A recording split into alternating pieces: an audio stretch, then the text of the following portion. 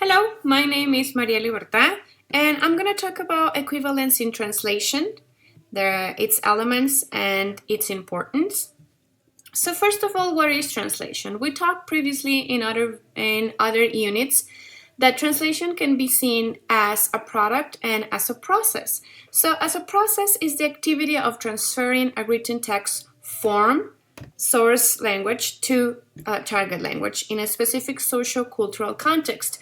We talk at length about how the cultural interaction is very important and how the context within the text is being translated is very important to keep in mind. But it can also be seen as a product that would be the result from that process. And this product also has to take into account the social-cultural context. It has to function within. And the third one is the cognitive, linguistic, visual, cultural, and ideological phenomena, which are an integral part of 1 and 2. So translation, it doesn't only occur between going from one language to another, although this is the most common conception. Translation happens when we create meaning, and we create meaning by interpreting. So I read something, and even though if what I'm reading is in the same language that I'm speaking, I need to construct meaning from the text and from my experience. So it's a cognitive process or a cognitive phenomenon as well. So when translators deal with translation, they deal with ideas and feelings that mean something, So translators can't just do a word-by-word translation or just a lexeme translation. The smallest unit in translation is a unit of thought, of idea, of meaning. What you have to translate is a complete idea that makes sense, that has a meaning. You cannot just translate just lexemes or just words by words that won't mean anything in totality. So in order for this to happen, we or translators need to shift in order to achieve meaningful translation and to deal with incompatibilities. And this would be an equivalence at the pragmatic level. So we have translation procedures. We have two types. We have direct translation procedures and oblique translation procedures. So the direct procedures would be three. We have borrowing, calque, and literal. So borrowing would be using a foreign phrasing in the target text. For example, here we have laptop. So if you have this, the text or the sentence in English, can I borrow your laptop?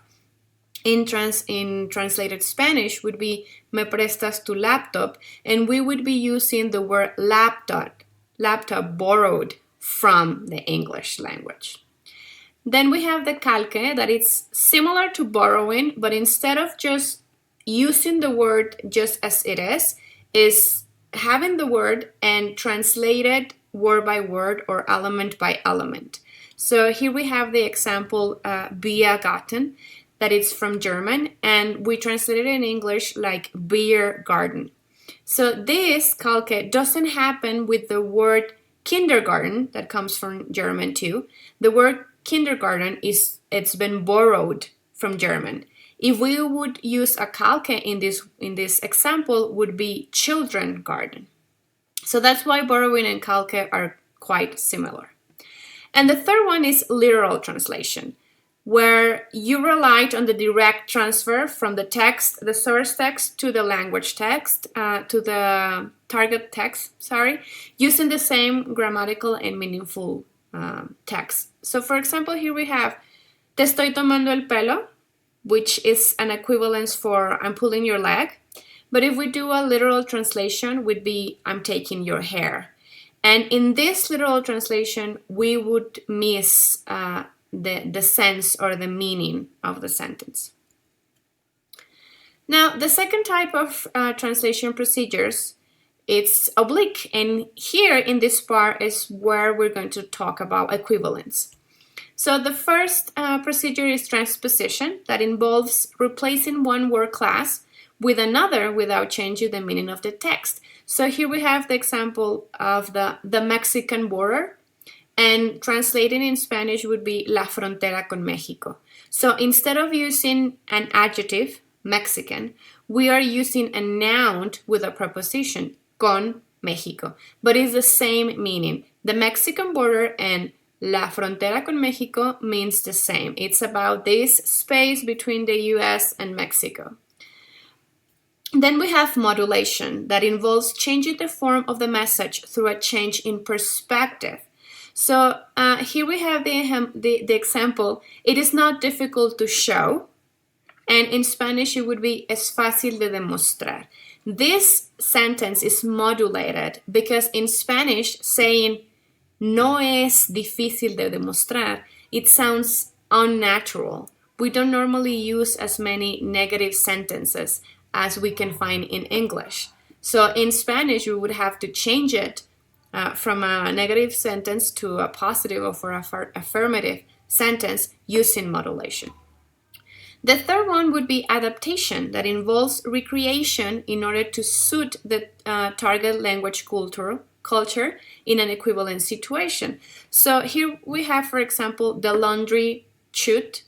We culturally, in Mexico, for example, we don't normally have in our houses laundry chutes. We do have washing machines and we have patios para lavar, para tender, but we don't normally have a laundry chute that will take the clothes from the rooms to the washing machine.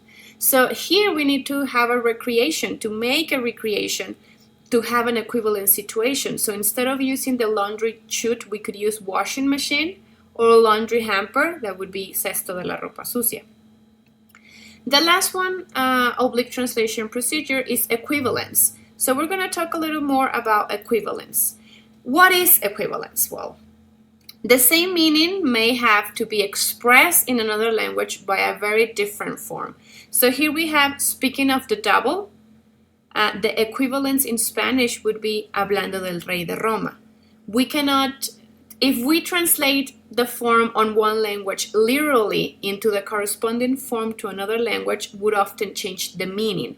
So if we say hablando del diablo, it won't mean the same that hablando del rey de Roma or speaking of the devil.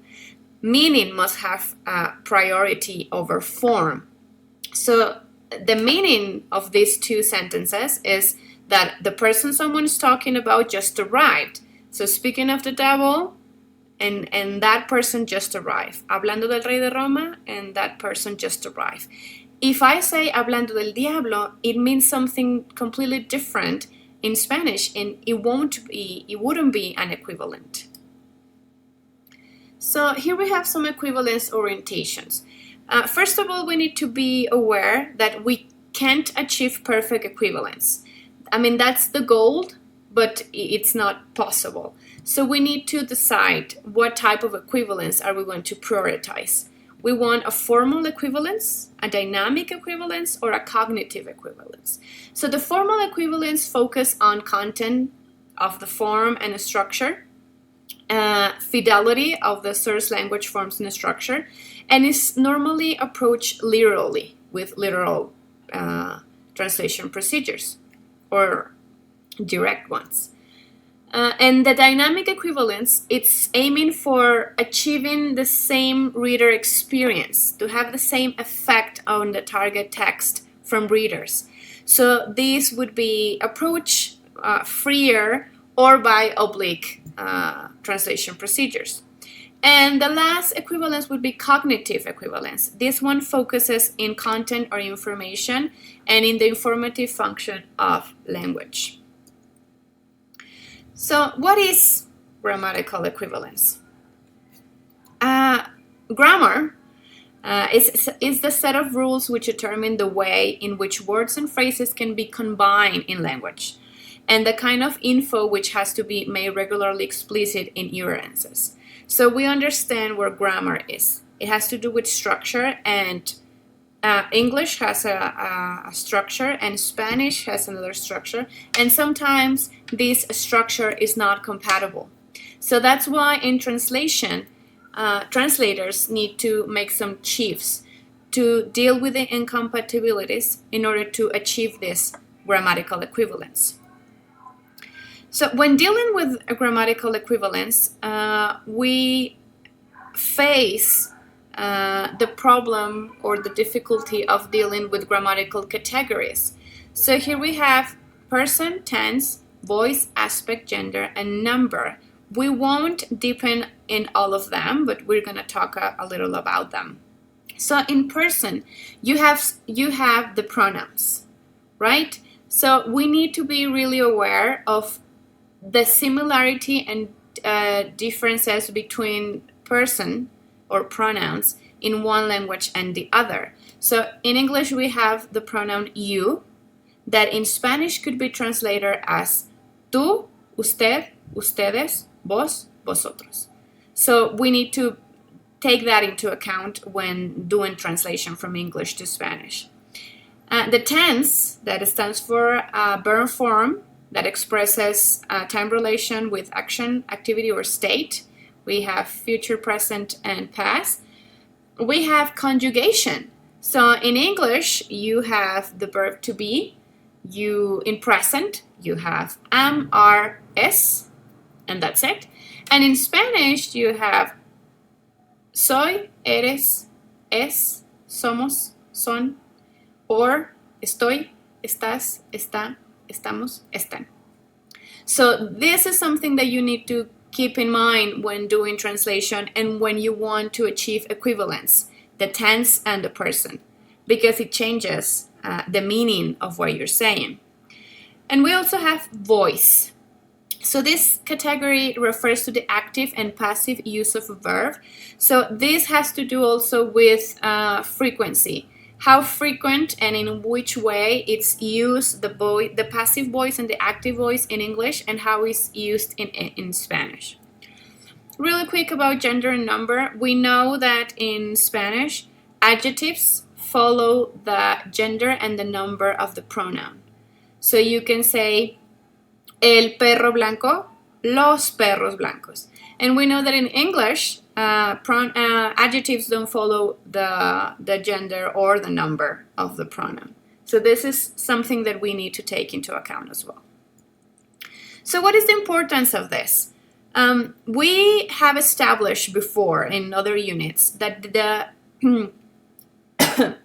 that the aim of the translation is to convey meaning and to achieve understanding between people and between nations. And we need to be aware that we can choose between a syntactic equivalence and a semantic equivalence. So what do we aim for? What do we want? We want to have a grammatical similar text, or we want a meaningful similar text. So as long as we are aware that perfect equivalence can't be achieved and that we're going to have to choose or one or another, then I think we'll be okay. We're doing fine.